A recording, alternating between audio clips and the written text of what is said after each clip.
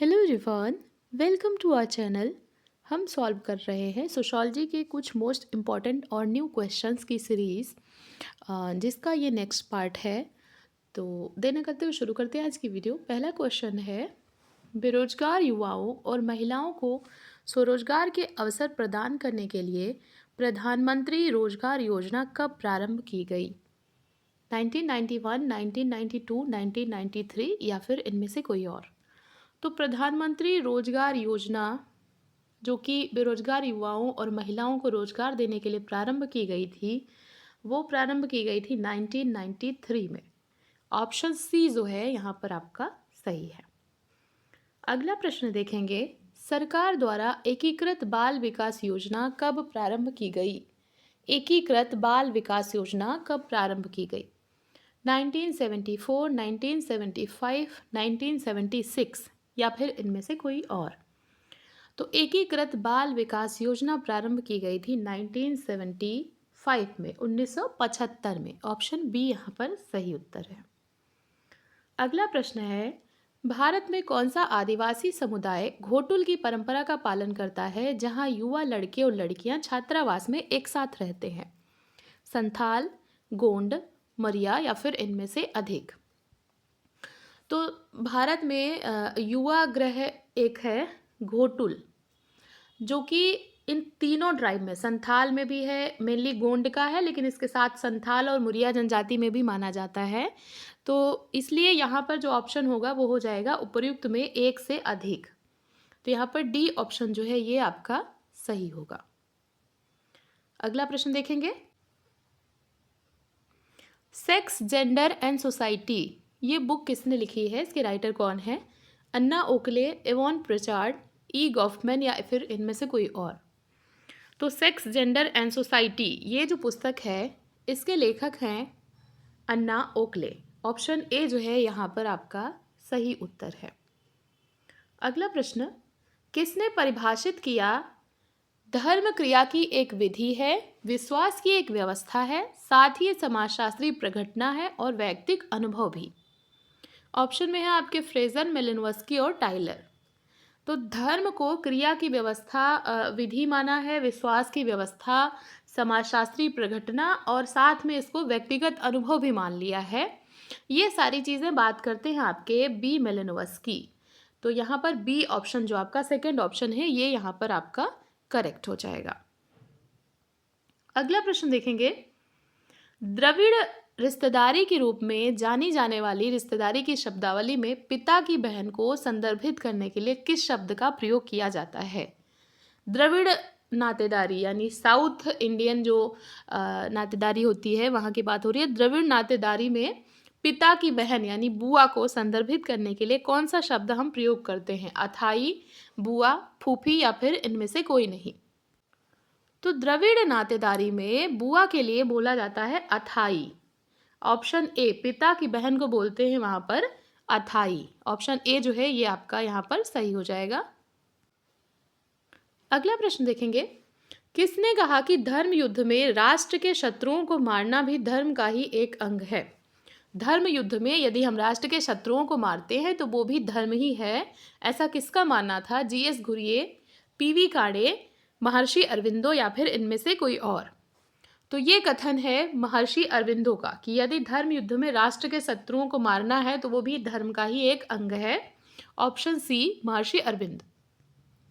Next question, किसने सांप्रदायिकता के 6 आयामों आत्मसातकारी, कल्याणकारी, पलायनवादी, प्रतिकारात्मक, अलगाववादी तथा पृथकतावादी ये 6 आयाम बताए हैं? सांप्रदायिकता के 6 आयाम किसने बताए हैं?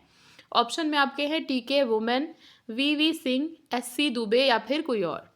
तो यहाँ पर ये जो कथन है, ये जो कॉन्सेप्ट है सांप्रदायिकता के 6 आयाम, ये बताए हैं आपके टीके वुमेन ने। आत्मसातकारी, कल्याणकारी, पलायनवादी, प्रतिकारात्मक, अलगाववादी और पृथकतावादी ये बताए हैं टीके वुमेन ने। यहाँ पर ए ऑप्शन जो है आपका ये सही होगा। अगला प्रश्न, किस प्रसिद्ध समाजशास्त्री ने caste in modern India book लिखी जो कि समकालीन भारत में जाति व्यवस्था में दृढ़ता और परिवर्तन की जांच करती है? Caste in modern India book किसकी है, सीधा सीधा पूछ रहा है। इसमें जाति व्यवस्था की दृढ़ता और परिवर्तन दोनों की बात हो रही है। एम एन श्रीनिवास, लुइस ड्यूमा, जी एस घुरिये, इनमें से कोई और। तो कास्ट इन मॉडर्न इंडिया जो पुस्तक है वो है आपके एम एन श्रीनिवास की, और इसमें इन्होंने जाति व्यवस्था की दृढ़ता की भी बात की है, साथ में परिवर्तन की भी बात की है कि कैसे संस्कृतिकरण की प्रक्रिया के माध्यम से उसमें थोड़ा बहुत परिवर्तन आ रहे हैं, और साथ ही साथ कैसे जाति व्यवस्था ने अपना प्रभुत्व बनाया हुआ है। तो ये सारी बातें करते हैं आपके एम एन श्रीनिवास, और ये पुस्तक भी इन्हीं की है। तो यहाँ पर ए ऑप्शन जो है ये राइट होगा। अगला प्रश्न है, इनमें से किसने अपने धर्म के सिद्धांत को धार्मिक पवित्र परिप्रेक्ष्य के आधार पर विकसित किया है? ऑप्शन में है आपके R H Lowie, B Malinowski, Emile Durkheim, या फिर कोई और। तो धर्म का सिद्धांत, धर्म का समाजशास्त्रीय सिद्धांत, और उसमें रिलीजियो सेक्रेड की बात कौन करता है? तो सेक्रेड और प्रोफेन या टोटम और टैबू, ये धर्म के सिद्धांत में बात करते हैं आपके इमाइल दुर्खीम। सेक्रेड और प्रोफेन की बात करते हैं ये, तो ऑप्शन सी जो है यहाँ पर आपका सही उत्तर है। अगला प्रश्न है, किसने नातेदारी व्यवस्था को संपूर्ण मानव समाज का प्रारंभिक ढांचा अथवा नातेदारी अड़ू कहा है? ऑप्शन में है T N Madan, Irawati Karve, Levi Strauss, या फिर कोई और। तो नातेदारी व्यवस्था की बात करते हैं, और साथ में एक शब्द या एक टर्म दी है नातेदारी अड़ू, तो ये दिया है आपके लेवी स्ट्रॉस ने। लेवी स्ट्रॉस ने नातेदारी अड़ू शब्द दिया है। अभी मैंने थिंकर वाली जो वीडियो कराई थी उसमें मैंने बताया भी था। तो इसको ये बताते हैं कि संपूर्ण मानव समाज का प्रारंभिक ढांचा है। ऑप्शन सी जो है यहाँ पर आपका सही हो जाएगा। नेक्स्ट क्वेश्चन है, किस समाज सुधारक और लेखक ने गुलामगिरी पुस्तक लिखी? पुस्तक का नाम है गुलामगिरी। किसने लिखी? और इस पुस्तक में उन्होंने जाति व्यवस्था की आलोचना की है और दलितों के अधिकारों की वकालत की है। ऑप्शन में है महात्मा ज्योतिबा फुले, राजा राममोहन राय, स्वामी विवेकानंद, या फिर कोई और। तो दलितों के अधिकारों की बात हो रही है, साथ में जाति व्यवस्था की आलोचना की बात हो रही है, और गुलामगिरी की बात हो रही है। तो ये सारी चीज़ें किसकी तरफ इंडिकेट कर रही हैं? महात्मा ज्योतिबा फुले की तरफ। तो ऑप्शन ए यहाँ पर आपका सही है।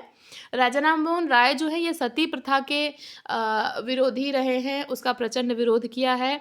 और स्वामी विवेकानंद भी समाज सुधारक हैं, लेकिन यहाँ पर दलितों के अधिकारों की वकालत की बात हो रही है, तो महात्मा ज्योतिबा फुले हैं यहाँ पर।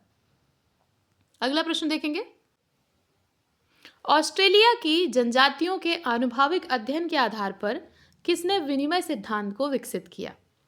विनिमय सिद्धांत या एक्सचेंज थियरी को किसने दिया है? ऑस्ट्रेलिया की जनजातियों के अध्ययन पर। ऑप्शन में आपके मेलानोव्स्की, जेम्स फ्रेजर हैं, के एस कुक हैं, और या फिर इनमें से कोई और। तो ये प्रश्न पीजीटी में भी इसको थोड़ा सा घुमा के पूछा गया था कि विनिमय सिद्धांत किसने दिया था, और यहाँ पर दिया गया है ऑस्ट्रेलिया का आनुभाविक अध्ययन, ऑस्ट्रेलिया की जनजातियों का। तो ये सही उत्तर यहाँ पर है जेम्स फ्रेजर। इन्होंने फ्रेजर द्वीपवासियों का अध्ययन किया था, वहाँ की जो ट्राइब्स थी उन ट्राइब्स का अध्ययन किया था वहाँ पर, और आनुभाविक अध्ययन था इनका, और उसी के बेसिस पे इन्होंने एक्सचेंज थ्योरी दी थी, विनिमय सिद्धांत का विकास किया था। तो यहाँ पर बी ऑप्शन जेम्स फ्रेजर जो है ये राइट हो जाएगा। अगला प्रश्न है, किसने अनुसूचित जनजातियों को पिछड़े हिंदू शब्द से संबोधित किया? अनुसूचित जनजातियों को पिछड़े हिंदू शब्द या पिछड़े हिंदू किसने कहा है? ऑप्शन है जी एस घुरिये, काका कालेलकर, बी एस गुहा, या फिर उपयुक्त में से कोई नहीं। तो पिछड़े हिंदू शब्द बोला है ट्राइब्स को आपके जी एस घुरिये ने। ठीक है, यहाँ पर ऑप्शन ए जो है ये सही हो जाएगा। काका कालेलकर जो ये हैं ये ओबीसी आयोग से संबंधित है यहाँ पर। तो ये ओबीसी से हैं, और गुहा ने प्रजातीय वर्गीकरण किया है। तो ये अलग अलग थिंकर है, लेकिन यहाँ पर जनजातियों को पिछड़े हिंदू शब्द बोला जा रहा है, तो यहाँ पर जी एस घुरिये जो है ये आपके सही हैं। अगला प्रश्न है, किस समाजशास्त्री ने उस प्रक्रिया का वर्णन करने के लिए संस्कृतिकरण की अवधारणा पेश की जिसके द्वारा निचली जातियां अपनी सामाजिक स्थिति में सुधार के लिए उच्च जातियों की प्रथाओं और अनुष्ठानों का अनुकरण करती हैं? तो संस्कृतिकरण, अभी मैंने बताया कि संस्कृतिकरण का कॉन्सेप्ट किसने दिया है। ऑप्शन में देख लीजिए, घुरिये हैं, श्रीनिवास है, लुइस ड्यूमो है। तो संस्कृतिकरण का कॉन्सेप्ट दिया है आपके एम एन श्रीनिवास ने। और क्या कह के दिया कि जो संस्कृतिकरण है उसमें निचली जातियां जो हैं अपनी स्थिति सुधारने के लिए उच्च जातियों की या द्विज जातियों की प्रथाओं और उनकी जो परंपराएं हैं, उनके संस्कार हैं, उनके अनुष्ठान हैं, उनका अनुकरण करती हैं और पूरी की पूरी जाति करती है। कोई एक व्यक्ति इसका दावा नहीं करता है और फिर वो दावा करती हैं कि वे भी उच्च परिस्थिति रखती हैं। तो ये सारा का सारा संस्कृतिकरण की अवधारणा में बताया है किसने? M.N. श्रीनिवास ने। बी ऑप्शन आपका यहाँ पर सही है। अगला प्रश्न है, राष्ट्रीय अनुसूचित जनजाति आयोग की स्थापना कब हुई? 2003 में, 2004 में, 2005 में या फिर इनमें से कोई नहीं। तो राष्ट्रीय अनुसूचित जनजाति आयोग जो है ये बना है आपका सन 2004 में। ऑप्शन बी जो है ये यहाँ पर सही है आपका। अगला प्रश्न है, वैवाहिक बंधन सिद्धांत के प्रणेता कौन है? E.A. हॉवेल, E.A. Westermarck, levy Strauss या फिर इनमें से कोई नहीं।